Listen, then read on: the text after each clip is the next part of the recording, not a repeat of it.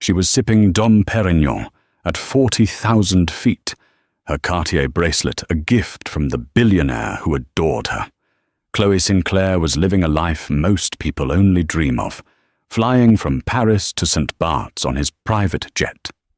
But on one fateful flight, the dream turned into a nightmare.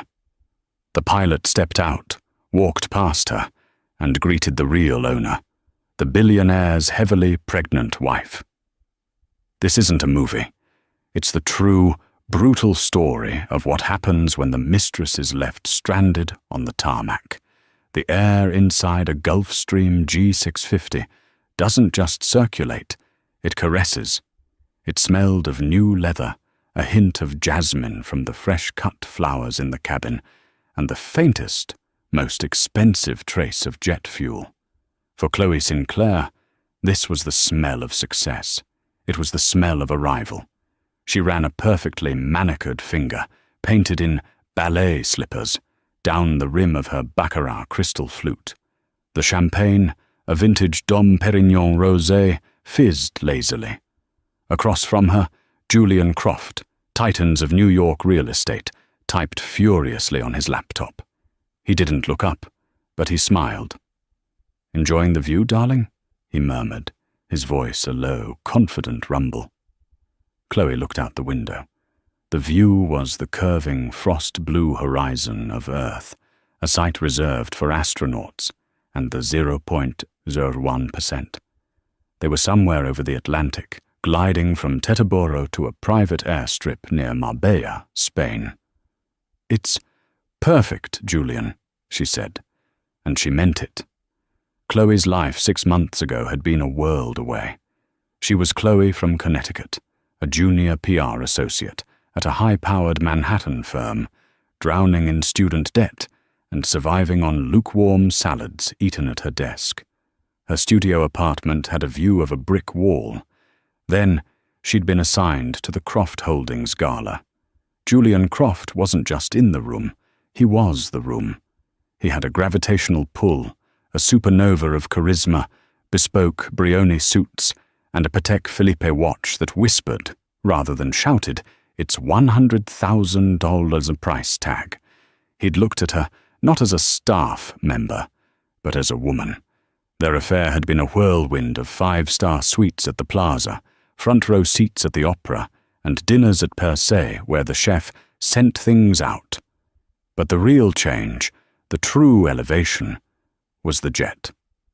Julian called it the Albatross, a G-anged 50, registered to a holding company in Delaware. Chloe called it home. This was their 4th trip this month. Paris for a weekend, where he'd bought her a Kelly bag from the Hermès flagship store on Rue de Faubourg Saint-Honoré, an act that required no list for Julian. Milan for a single night, just to have dinner at Krakow. Now, Marbella. "This is just the beginning, Chloe," Julian said, finally closing the laptop. He leaned forward, taking her hand. On her wrist, a new Cartier Love bracelet glinted, the one the sales associate had locked on her. "I'm closing the biggest deal of my life. After this, we can be more public." Chloe's heart did a tiny, hopeful leap. The public part was the only flaw in their perfect life. Julian was notoriously private, citing a complicated business partnership as the reason for their discretion. He was, she knew, separated from a wife. A formality, he'd called it. A cold, emotionless merger of 2 families. We haven't lived as man and wife in years. Chloe accepted this. It was the standard script for a man of his stature. She was the one who understood him, the one who matched his ambition, the one who wasn't afraid to live. As she settled back into the plush cream leather seat, she pulled an Hermès Avalon blanket over her lap. The flight attendant, a silent woman named Maria, appeared instantly. "Another glass, Ms. Sinclair." "Please," Chloe smiled. She scrolled through her phone, looking at the photos she'd taken. Her, clinking glasses with Julian. Her, posing on the jet's stairs. Her, with her new Kelly bag. She couldn't post them, not yet. Julian was adamant about that. Privacy is the last true luxury, darling. So she saved them in a folder, a private gallery of her triumph. She was 26 years old and flying on a private jet to Spain with a billionaire who loved her. She thought of her old colleagues, probably sharing a disappointing happy-hour pitcher of sangria right now. She sipped her champagne. It was crisp, with notes of strawberry and a hint of inevitability. This was her life now. There was no going back. Marbella was a sun-drenched haze of exclusive beach clubs, private villas, and the quiet, ever-present hum of serious money. Julian was in his element, holding court on the terrace of a sprawling, white stucco mansion overlooking the Mediterranean. He was in deep conversation with several older European men, their crisp linen shirts unbuttoned just so. Chloe was left to explore. Julian had given her a black-tier Amex, a house card, as he called it, and the keys to a white Aston Martin DB11. She drove to Puerto Banús, the marina where yachts the size of apartment buildings were moored. She walked into a Loewe boutique, the scent of expensive leather washing over her. She picked up a puzzle bag. The saleswoman, noting her bracelet and the watch Julian had given her, a diamond bezel Rolex, was instantly attentive. A beautiful choice. For the yacht, perhaps? The woman smiled. As Chloe was about to pay, her phone buzzed. It was Julian. "Where are you?" His voice was tight, not the easygoing drawl he used in public. "Just shopping in the marina, honey. I found the cutest bag." "Did I say you could go to the marina?" He snapped. "I told you to stay at the villa. These are important people, Chloe. I can't have you visible."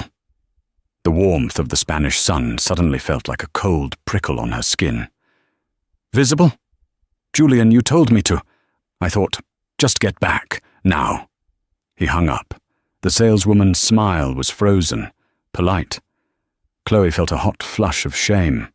She fumbled for the card. I'll take it." When she returned, the party was gone. Julian was standing on the terrace, staring at the sea. "Who were they?" she asked, trying to keep her voice light, holding up the bag. "Look what I got." He ignored the bag. "They were investors, Chloe. People who don't understand complications." "Am I a complication, Julian?" He turned, his expression softening. He crossed the terrace and pulled her into his arms, burying his face in her hair. No, God, no. You're the one sane thing in my life." He held her at arm's length. "It's just my partner. She's becoming difficult." The partner. This was the source of all his stress, the invisible hand that kept Chloe in the shadows. "The separation, it's not going smoothly," he continued, guiding her to a lounge chair. "She's fighting me on everything. She controls a lot. The assets are all tangled up. It's a mess." "The wife?" Chloe clarified. "Yes. Eleanor." He said the name as if it tasted like acid. "Eleanor doesn't understand business. She just understands control. She's vindictive." This was the first time he'd ever seemed vulnerable. This, Chloe understood. A bitter ex, a woman scorned. "What? What does she control?" Chloe asked. Julian sighed, looking around the palatial villa. "More than you know. She inherited a great deal. My own success is tied to her family's name. I've spent 20 years building an empire, and now she wants to claim it all, just because I was unhappy." He was painting a picture for her, a picture of a man trapped, a genius held captive by a dragon. And Chloe was the one who could save him. "She won't win," Chloe said, her voice fierce. "You're smarter than her. You're Julian Croft." He smiled, a genuine, grateful smile. "That's why I love you. You get it." He kissed her, long and deep. The tension of the phone call melted away. He was right. She was the one who understood him. That night, he made love to her with a desperate passion, as if she were his only anchor in a storm. The next morning, as she was packing her new Loewe bag into her Rimowa suitcase, she saw his briefcase open on the desk. Tucked inside a leather portfolio, she saw a sheaf of papers. She'd never dare snoop, but one document was on top. It was an invoice from a store she didn't recognize. Bon Point. Curious, she Googled it. Her stomach hollowed out. It was an ultra-exclusive, obscenely expensive Parisian children's boutique. The invoice was for a lot. A hand-embroidered cashmere baby blanket, a classic cherry print layette set. A crib? She felt dizzy. He'd told her they had no children. He'd said the separation was cold. She was standing there, phone in hand, when he came in from the shower, a towel slung low on his hips. He saw the invoice, saw her face, and his eyes went cold for a fraction of a second. Then the legendary charm clicked back on. "Oh, thank God you reminded me," he said, snapping his fingers. "My goddaughter. My old partner from a previous firm. His wife just had a baby. Little girl. Olivia, I think. Have to send the best, you know. It's just business, darling. Appearances." He said it so smoothly, so easily, that her panic felt silly. Of course. A gift. A business gift.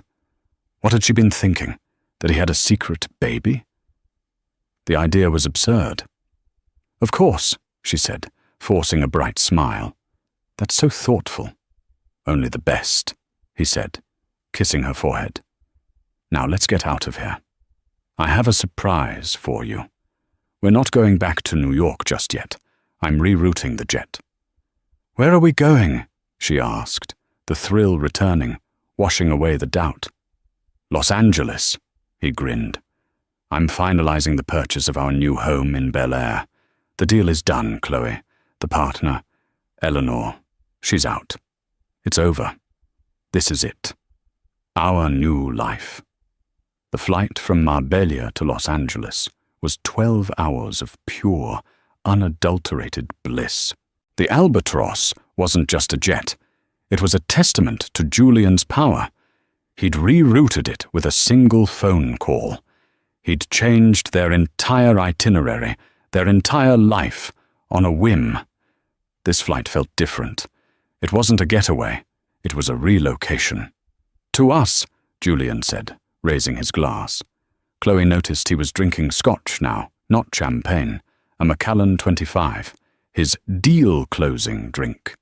"To us," she repeated, her voice thick with emotion. "And to Bel Air." "To Bel Air," he confirmed. "A clean slate, no more partners, no more complications." He spent most of the flight on the satellite phone, in the private cabin at the rear of the plane. She could hear him, his voice low and hard. "The offer is final. She has 24 hours to sign. I don't care what the prenup says, that's the number." Chloe put on her noise-cancelling headphones, selected a movie on the massive private screen, and cocooned herself in her cashmere blanket. She felt a wave of sympathy for him. He was fighting for their future. He was liquidating his old life, all for her. The thought was so powerful, so romantic, that it brought tears to her eyes. She must have dozed off, because the next thing she knew, the flight attendant was gently touching her shoulder. "Mrs. Sinclair, we'll be beginning our descent into Van Nuys in 30 minutes. Chloe sat up, stretching. She felt giddy. Van Nuys. The legendary private airport for the rich and famous. This was where her new life began. She went to the lavatory, a room larger than her old apartment's kitchen, all marble and polished wood, to freshen up. She applied a fresh coat of Tom Ford lipstick, insatiable, and fluffed her hair. She wanted to look perfect when she stepped off the plane. The first step into her new life. She returned to her seat, just as Julian emerged from the back cabin. He looked exhausted, but he smiled when he saw her. "Done," he said, slumping into the seat opposite her. "It's all done." "It's over?" she whispered. "It's over." He took her hand. "The house is ours. The lawyers are handling the last of it. By the time we land, I'll be a free man. And you will be the future Mrs. Croft." Chloe gasped. The words hung in the pressurized air, more potent than the champagne, more valuable than the diamonds. Mrs. Croft.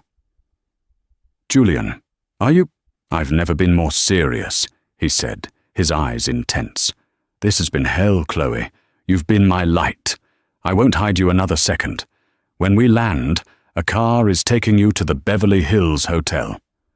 I have to go straight to the lawyers, sign the final papers, and then I'll meet you there. Tonight, we celebrate." "But why not take me with you?" "No, darling. This is the ugly part. The end of the old. I want you to be the start of the new. Go. Have a spa treatment. Buy a dress. My treat. Tonight, the world is ours." As the jet descended, they flew low over the Santa Monica Mountains, the sprawling grid of the San Fernando Valley lighting up as dusk approached. Chloe's heart was beating so fast she thought it might burst from her chest. The landing was so smooth, she barely felt it. The jet taxied for a long time, past hangars that housed fleets of private planes, a city of wealth. They finally came to a stop in a more secluded area, away from the main terminal, a private hangar illuminated by floodlights. "Here we are," Julian said. He stood, kissed her deeply. "I love you. Don't you ever forget that." "I love you too," she said. "Go. Finish it." "I will," he said. He grabbed his briefcase. "My team will take you to the hotel. I'll see you at 8. He walked to the back of the plane. Chloe frowned. "Aren't you coming out the front?" "No, I have to deplane from the rear, meet my security team. Protocol for this hangar. They're very particular." It was odd, but everything in this world was odd. Chloe nodded. "Okay. See you tonight." He disappeared. A moment later, she heard the thud of a different door opening and closing. The main cabin door opened. The soft California twilight streamed in. The flight attendant, Maria, smiled. "Miss Sinclair, welcome to Los Angeles." Chloe grabbed her Kelly bag, pulled her trench coat over her shoulders, and stepped out onto the metal stairs. The air was warm, smelling of dust and jasmine. She took a deep breath. She was here. Chloe stood at the top of the stairs, a queen surveying her new kingdom. The hangar was vast, clean enough to eat off the floor. A sleek, black Maybach sedan was parked 100 feet away, presumably for her. She descended the stairs, her heels clicking decisively on the metal. This was the moment. The first step. The pilot, a man in a crisp uniform with silver-grey hair at his temples, emerged from under the wing. He was tall, with a military bearing. He'd been in the cockpit the whole time, a silent presence. His name, she'd read on the plaque, was Captain Marcus Hayes. He walked towards her. Chloe prepared her most gracious, "Thank you for the flight," smile. But Captain Hayes didn't stop. He walked right past her, his eyes fixed on something behind her. "Ma'am, welcome back. We've just completed the transatlantic log as requested. The cargo is secure and will be removed shortly." Chloe turned, confused. Cargo. A black Rolls-Royce Cullinan, which had been parked in the shadow of the hangar, glided silently to a stop just behind the Maybach. A chauffeur ran to the back door, but it was already opening from the inside. A woman stepped out. She was, even to Chloe's stunned eyes, magnificent. Tall, with raven black hair pulled into a severe, elegant chignon. She wore a simple, perfectly tailored black wool coat that was draped, not buttoned, over her body. She moved with an animal grace, a predatory stillness, and she was, without a shadow of a doubt, 8 months pregnant. The woman fixed her gaze, not on the pilot, but on Chloe. Her eyes were a deep, icy blue, and they held an expression of profound, bored appraisal. Chloe's blood turned to ice, the bond point invoice, the difficult partner. Eleanor. Captain Hayes stood at attention. Mrs. Croft, I hope the flight was comfortable for your guest. She looks comfortable enough. The woman's voice was low and smooth, with a faint British accent. Thank you, Captain. You may prepare for the return leg to New York. Mrs. Croft? Chloe heard her own voice, thin and reedy. Julian. Julian's waiting for me. Eleanor Croft smiled. It was the most terrifying smile Chloe had ever seen. It didn't touch her eyes. Yes, I imagine he is, Eleanor said, taking a step closer. He's probably in a holding cell at the Van Nuys Municipal Police Department. I timed the call to my lawyers for about 10 minutes before we landed. Chloe's world tilted. What? No, he's signing papers for our new house. We're getting married. The sound that came from Eleanor was almost a laugh, but it had no humor in it. Getting married? Oh, you poor stupid thing. You really are, aren't you? She walked past Chloe, running a gloved hand along the fuselage of the G650. This is a beautiful jet, isn't it? A Gulfstream G650ER, serial number 6451. My father bought it for me on my 30th birthday. It's registered to my holding company, EC Holdings, LLC, not Julian's. Mine. She turned back to Chloe, her eyes raking her from head to toe. My husband, or I should say, my soon-to-be ex-husband, has many flaws, but his most expensive one is his taste in hobbies. I'm not a hobby, Chloe whispered, her throat closing.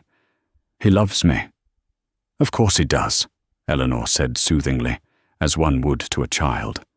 He loved the last one, too, a blonde gallery assistant from Soho, and the one before that, an aspiring actress in London. Julian collects pretty ambitious girls. He thinks it's a perk of marrying me. No, he said you were separated. He said it was a merger. Oh, it was a merger, darling. A merger in which my family's $10 billion real estate empire merged with his charm, and a failing construction business in Queens. He's a glorified employee, Ms. Sinclair. An employee I am in the process of firing. Eleanor gestured to the pilot. Captain Hayes? Be a dear and inform Ms. Sinclair of the manifest. Captain Hayes, his face an impassive mask, looked at Chloe. Mom, for the duration of this flight, you have been logged on the official manifest as in-flight entertainment. Chloe's legs gave out. She stumbled back, hitting the stair. In-flight entertainment. He's very literal, Eleanor said, checking her watch. Now here's what's going to happen. My husband has been systematically liquidating joint assets and diverting funds for months, all to build this fantasy life with you. The house in Bel Air. It was a $30 million purchase he attempted to make using a line of credit from my account. My lawyers froze it this morning. The deal he was closing, Chloe breathed. The scotch, the satellite phone calls. It was him trying to fight my lawyers, Eleanor finished. The flight here. I allowed it. In fact, I insisted on it. It's very hard to prove misappropriation of marital assets in a divorce, but having my pilot fly my husband's mistress across the Atlantic on my jet while he embezzles, that, Ms. Sinclair, is what lawyers call Exhibit A.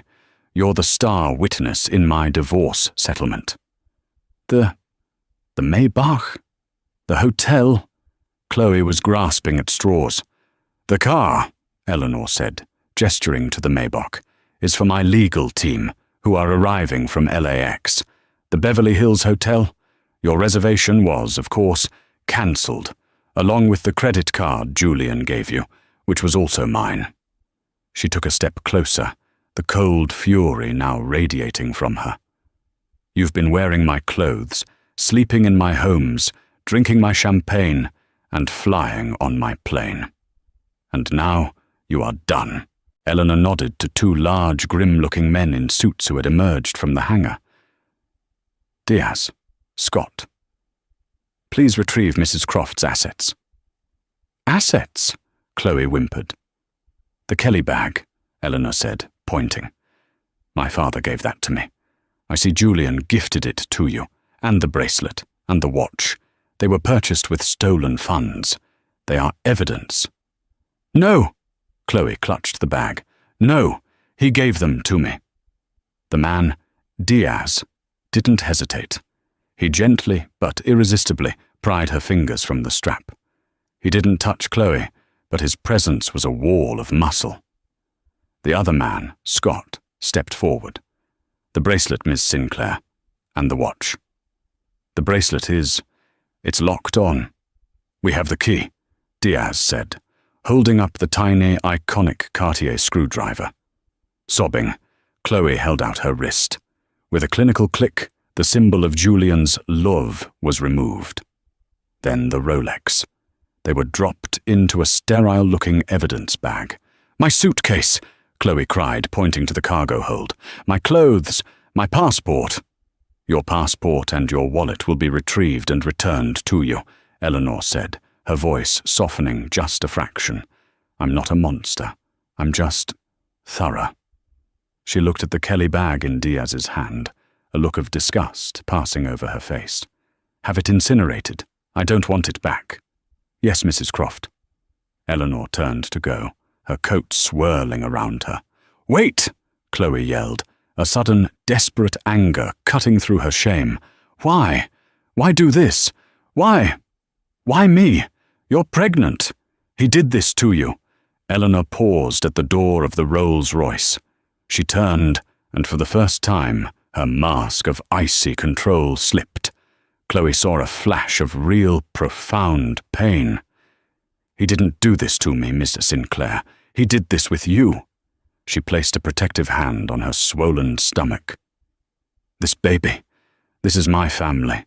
This is my empire. Julian was a miscalculation, a line item I am correcting. You were just the cost of business." "And Julian?" Chloe asked, her last bit of hope fading. "What about him?" Eleanor's smile returned, cold and sharp. "He'll be fine. He signed a prenup that would make a monk weep. He gets nothing. And with this little stunt today, he'll be lucky to keep his name. He'll be out of jail by morning, I'm sure. But he'll have nothing. No money, no power, and no jet." She got into the Rolls-Royce. The door closed with the silent, expensive thud of a bank vault. The car glided away, leaving Chloe alone on the tarmac. Captain Hayes cleared his throat. "Ms. Sinclair?" Chloe turned, tears streaming down her face, her lipstick smeared. He was holding her Louis Vuitton wallet and her passport. He dropped them into her hands, as if they were contaminated. "The hangar is a secure area. You can't stay here," he said. Not unkindly, but not kindly either. "There's an exit, that way. It leads to the public street. I'd suggest you call a car." Chloe looked at her phone. The familiar Croft Holdings Wi-Fi signal was gone. She was on guest. She opened the Uber app. Current location pinned her at the edge of an airfield in Van Nuys. She typed in Beverly Hills Hotel and winced. 85 She checked her bank account, her real account, the one from her PR days. Balance $114.38. She deleted the destination and typed in Motel 6 Van Nuys. As she walked toward the distant chain-link fence, the G650's engines began to spool up, the sound a rising, terrible scream. It was preparing for its flight back to New York. Chloe Sinclair, standing in the dark, with nothing but the clothes on her back and $114 to her name, put her face in her hands and wept. The lobby of the Motel 6 smelled of stale cigarette smoke, bleach and despair. The man behind the plexiglass barrier looked at Chloe's tear-stained, couture-clad figure with a practiced indifference. $79, $99, plus $20 key deposit, he said, chewing on a toothpick. Chloe slid her debit card through the machine. The approved message was a small, agonizing relief. The room was beige. The carpet was sticky. The bedspread had a cigarette burn on it. The air conditioner rattled like a dying beast. Chloe sat on the edge of the bed, the polyester comforter rough against her legs. This was impossible. This was a nightmare. Julian would fix this. She called his number. It went straight to a new, automated voice. The number you have dialed has been disconnected. She called his assistant. Voicemail. She called the head of his family office. Voicemail. She was locked out.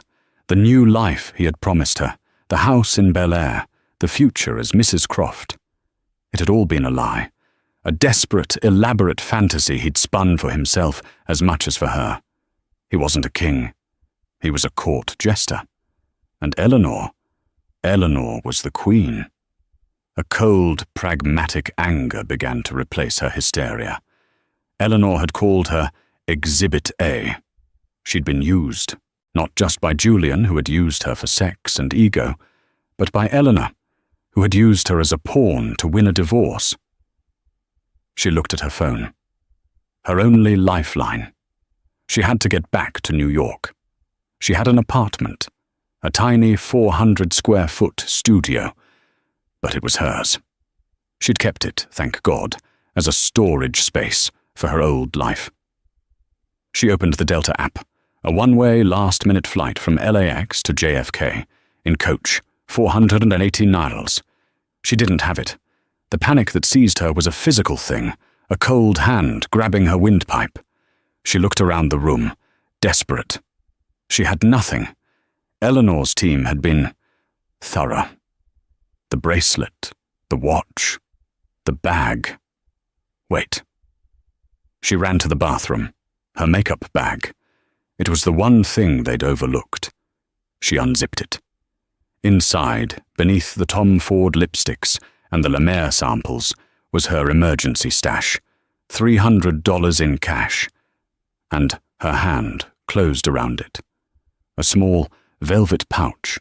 Inside were a pair of simple diamond studs, her grandmother's, the one piece of real jewelry she'd owned before Julian.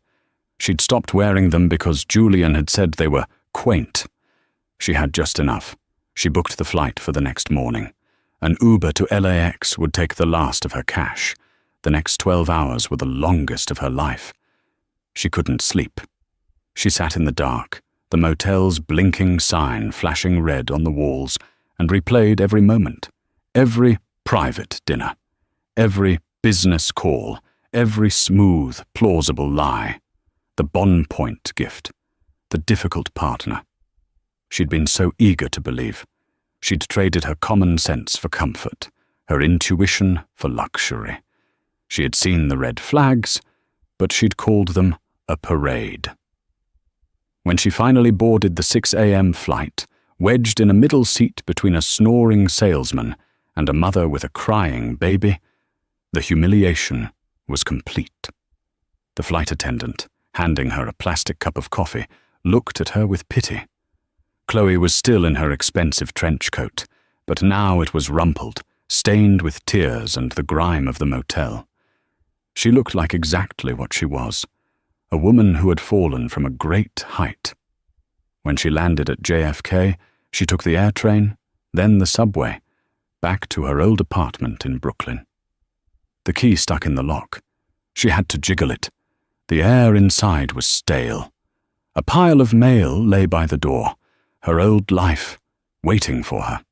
She showered for an hour, scrubbing her skin until it was raw, trying to wash off the scent of the jet, the motel, and her own failure. She spent the next 2 weeks in a fog. Her phone was silent.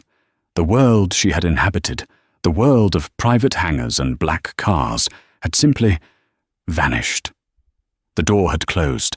One morning, she forced herself to go online. She needed a job. She needed money. Her old PR firm's website was the first place she looked, and there, on the News tab, she saw it. A press release.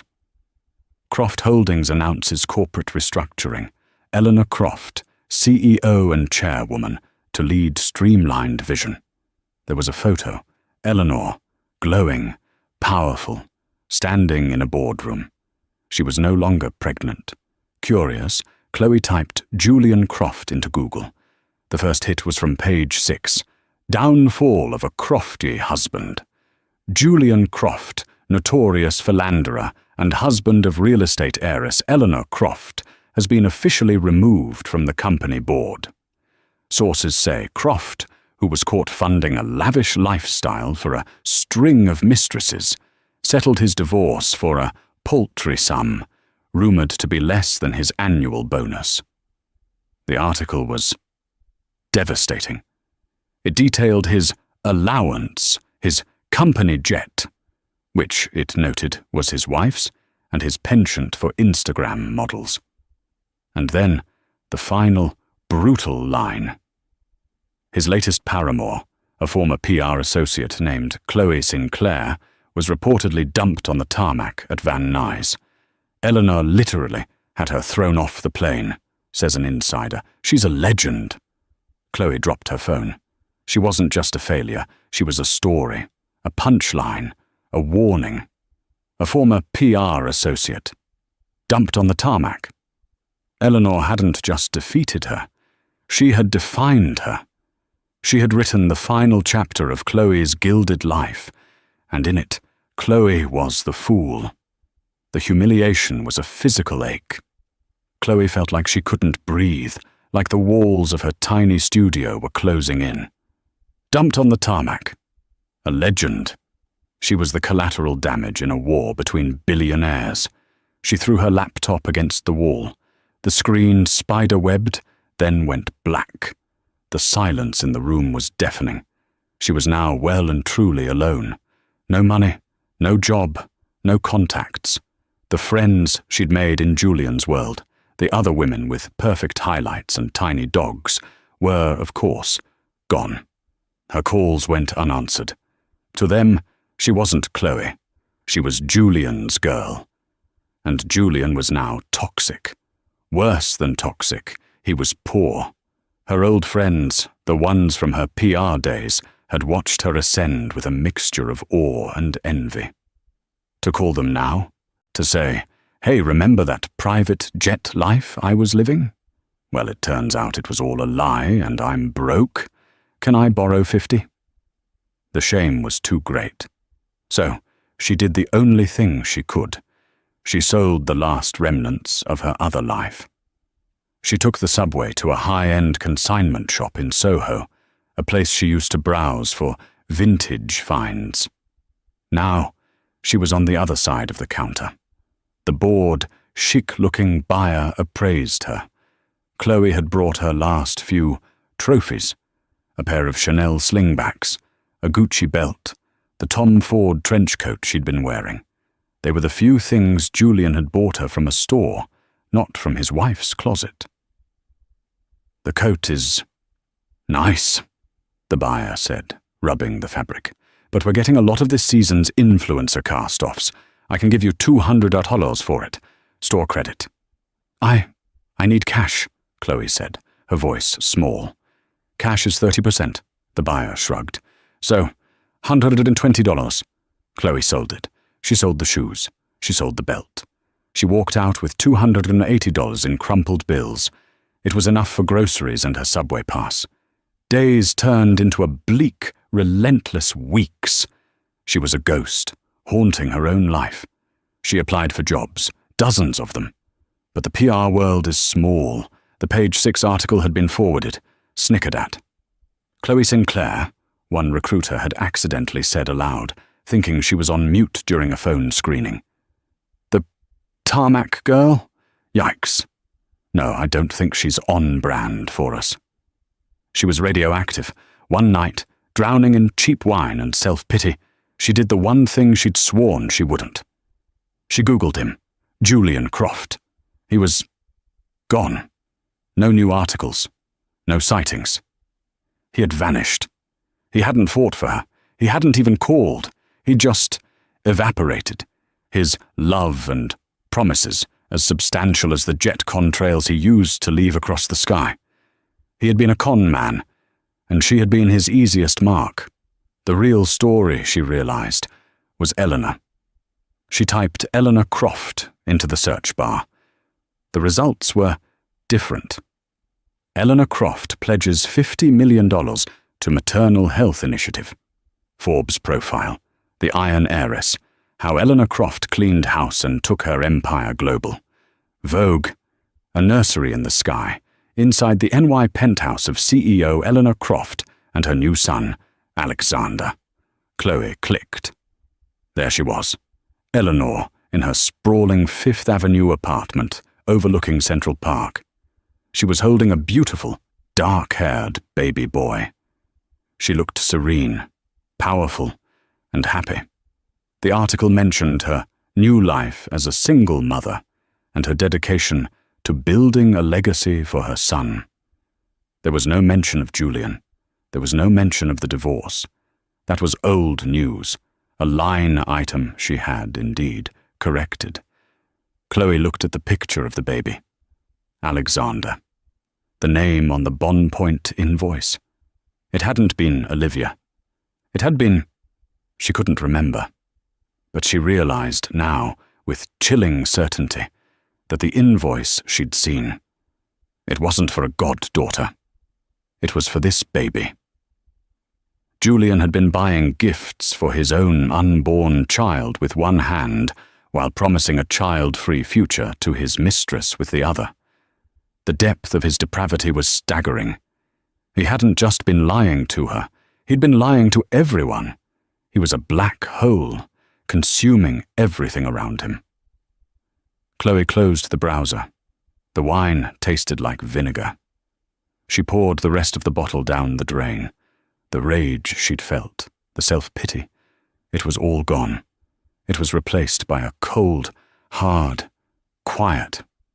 She had been stupid. She had been greedy. She had been naive. She had wanted a life she didn't earn, and she'd been rightly and spectacularly punished for it. But Eleanor hadn't just won. She'd provided a roadmap. She'd worked. She'd built something. She'd protected her own. Chloe looked at her reflection in the darkened subway window. The perfect, G650 flying, Tom Ford wearing woman was gone. In her place was a tired, broke 27-year-old with bad roots and her grandmother's earrings. For the first time in a year, she recognized herself. The road back wasn't a road. It was a crawl. It was a painful, gravel in the knees, hands and knees crawl over broken glass. Chloe Sinclair, the woman who had sipped Dom Perignon at 40,000 feet, was now facing the brutal, horizontal reality of gravity. Her first, most agonizing discovery was that she was untouchable. Not just ex-girlfriend of a disgraced con man, untouchable, but laughing stock of the internet, untouchable. She tried to get her old life back. She polished her resume, removing the 6-month sabbatical, the time she'd been Julian's in-flight entertainment. She reached out to her old PR contacts. The first interview was at a mid-level firm in Chelsea. The hiring manager, a woman named Jessica, was someone Chloe had known from industry events.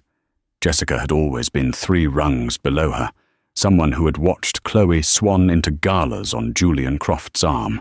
Now the power dynamic was inverted so completely it was sickening. "Chloe," Jessica said, her smile a rictus of pity. She looked at the resume. "It says here you're proficient in scission and brand management. This role is Well, it's for an assistant.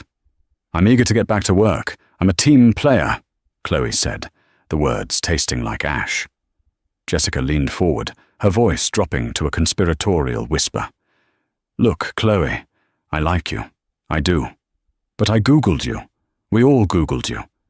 The tarmac story? My boss saw it. He doesn't think you're on brand for us right now. What does that even mean? Chloe asked, her voice dangerously quiet. It means, Jessica sighed, it means we're a PR firm.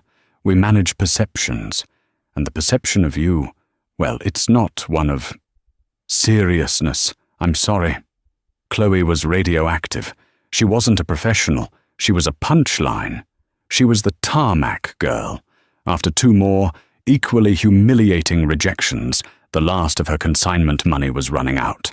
Her $114.38 horse was long gone. The rent on her tiny Brooklyn studio was due. Panic, cold and sharp, seized her. She wasn't just broke. She was on a countdown to being homeless. She stopped looking at PR firms. She stopped looking in Manhattan. She opened Craigslist, set the filter to Queens, and clicked on Admin Office. The ad read, Billing Coordinator, Family Dental Practice. Must be organized, good with numbers. No experience necessary. Will train. 19-hour. Dr. Zito's Family Dentistry and Orthodontics was in a strip mall in Jackson Heights, squeezed between a 99-cent pizza place and a laundromat. The air inside smelled of fluoride and burnt coffee. The interview was with Dr. Zito's wife, Maria, a kind, tired-looking woman in floral scrubs who managed the office. She didn't ask Chloe about brand strategy. She didn't know page 6 from the New England Journal of Medicine. She just pointed to a stack of files. The last girl, she left the insurance claims a mess. You good with computers? Yes, Chloe said. You look like a smart girl, even if you're a little fancy for this place, Maria said, eyeing Chloe's one remaining good blazer. Can you start Monday? I can, Chloe said, her throat tight. And so, her new life began. It was a rhythm of beeps, the 5:30 a.m. alarm on her phone, the beep of the microwave as she heated water for instant coffee, the beep of her Metro card, the ding-dong of the F train's closing doors. The commute itself was a new kind of cabin. It wasn't the Jeezy Yofio's cream, leather and jasmine scent. It was the 6:15 a.m. F train. It was packed, a rolling capsule of raw, unglamorized humanity. She was pressed against nurses in scrubs, construction workers with drywall dust on their boots, and sleepy students. In Julian's world, she had been a doll, an ornament to be looked at. Here she was nothing, just another body. And in her complete and total anonymity, she found a strange, hollowed-out sliver of peace. No one looked at her. No one cared who she was. She was just Chloe, heading to work. Her job was a universe away from gala planning. She was in a windowless room at the back of the office, reconciling accounts. She learned a new language, the language of dental insurance codes. D2740, porcelain crown. D8080, comprehensive orthodontic treatment. Her lunch was a peanut butter sandwich, eaten at her metal desk in 10 minutes. She listened to the other receptionists, Brenda and Tanisha, talk about their kids, an episode of The Bachelorette, or a 2-for-1 coupon at the local supermarket. Chloe, the woman who had casually discussed the wine list at Per Se, just nodded, smiled, and said nothing. She was a ghost, haunting a dental office. She just worked. She chased down $50 copays from the insurance companies. She untangled the mess the last girl had left. She created a new filing system. She was, as it turned out, extremely good at it. The same meticulous attention to detail she'd once applied to Julian's social calendar, she now applied to Signia. Then came the first paycheck. It was a physical check. The office didn't have direct deposit. Net pay, $582. $400. Chloe took it to the check cashing place on the corner, as she hadn't yet been able to open a bank account with her negative balance. The man behind the plexiglass took his 3% fee. She walked out holding a handful of crumpled bills. $564.68. She stood on the sidewalk in Queens, the sound of salsa music blasting from a nearby bodega, and just held it. The Cartier love bracelet had been worth 20 times this amount. But it had been a gift, a prop, a leash. This was ballast. This $564 was the first solid thing she'd held in 2 years. It was hers. She had traded 40 hours of her life for it. It was real. She paid her rent. She bought groceries. She started a spreadsheet to pay down the $4,000 in credit card debt she'd racked up in the immediate aftermath of her fall. 6 months passed. Winter bled into a grimy, slushy spring. Chloe hadn't just been a good employee. She had been a ruthlessly efficient one. The chaos of Julian's world, the constant need to read the temperature of a room, had made her hyper-observant. She saw inefficiencies everywhere. She reorganized the entire billing system, automating reminders, streamlining claims. She saved the practice, as Dr. Zito told her, a boatload. He'd called her into his office. "Chloe," he'd said, "Maria is cutting back her hours. I want you to be the assistant office manager." It came with a 75-cent an hour raise and her own, slightly larger, cubicle. It felt like winning the lottery. Another 6 months flew by. It was a Friday in October. She'd just hit submit on the week's payroll. She had $700 in her savings account. She had, as of last week, paid off the last of her credit card debt. She felt light. On her way home, she did something she never did. She walked past the Starbucks near her apartment, a luxury she'd long since cut out, and she walked in. It was a treat, not a treat from someone, not a reward for being pretty or charming. It was a treat for herself, by herself, paid for with spreadsheets and dental codes. "Grande skinny vanilla latte, please," she said. It was $6, an hour of her old wage. She didn't care. As she waited by the pickup counter, she glanced at the small TV mounted in the corner. It was tuned to Bloomberg, the floor of the New York Stock Exchange, a massive banner, a familiar logo, Croft Holdings. And there, ringing the opening bell, was Eleanor Croft. She was magnificent. She wore a crisp, white Armani power suit. Her dark hair was pulled back. On a simple gold chain, Chloe could just make out a small A for Alexander. She was flanked by her executive team, almost all of them women. She looked serene, powerful, and utterly, terrifyingly in control. The anchor was gushing. And it's a huge day for Croft Holdings, which is going public with its new tech real estate venture. CEO Eleanor Croft, who took sole control of her family's legacy just over a year ago after a high-profile corporate and personal split, has more than doubled the company's valuation. A true masterclass in turning a crisis into an opportunity. The chyron at the bottom of the screen read, Croft Holdings, CRFT. IPO opens, planned and 20%. Chloe stood, frozen, the sounds of the coffee steamer hissing behind her. She was watching the woman who had ruined her, the woman who had clinically, and with all the emotion of a surgeon, excised her like a tumor. And the oddest sensation washed over her. The hot, sour bile of envy she expected. It wasn't there. The rage, the humiliation, it was all gone, faded like a contrail. In its place was a cold, hard, profound respect. Eleanor hadn't just been a scorned wife. She was a CEO. She hadn't been emotional on that tarmac. She'd been strategic. The flight to Van Nuys wasn't revenge. It was discovery. It was Exhibit A, just as she'd said.